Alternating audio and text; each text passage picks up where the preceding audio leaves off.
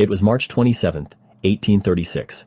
In Kirtland, Ohio, the saints lined up early in the morning, some as early as 7 a.m., hoping to enter the Lord's newly completed house. At 8 a.m., the doors opened, and they quietly filed into the Kirtland temple.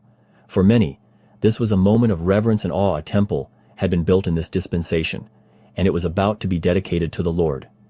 Inside the temple, Joseph Smith stood to offer the dedicatory prayer, which had been received by revelation and recorded in Doctrine and Covenants 109. His voice echoed in the hall, that thy glory may rest down upon thy people, and upon this thy house, which we now dedicate to thee.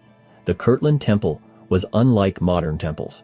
It had no baptismal font, no sealing rooms, and no celestial room. But it was the first holy house built by commandment since the New Testament era. It was a place where the Lord would fulfill his promise to endow his saints with power from on high. As Joseph prayed, he asked that thy servants may go forth from this house armed with thy power, and that the temple would be a place of thy holiness, where the saints could feel the Lord's presence and receive his word.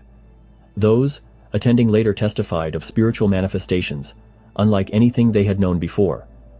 Elias R. Snow said, "No mortal language can describe the heavenly manifestations of that memorable day." Others reported seeing angels inside the temple and even on the roof, joining in the hymns of praise. 1 week later, on Sunday, April 3, 1836, Joseph Smith and Oliver Cowdery were in the temple, behind the veil, engaged in solemn prayer.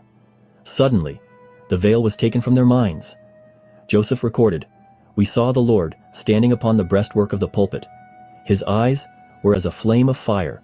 The hair of his head was white like the pure snow, and his voice was as the sound of the rushing of great waters. The Savior declared, I have accepted this house, and my name shall be here, and I will manifest myself to my people in mercy in this house." Then 3 heavenly messengers appeared. Moses committed the keys of the gathering of Israel.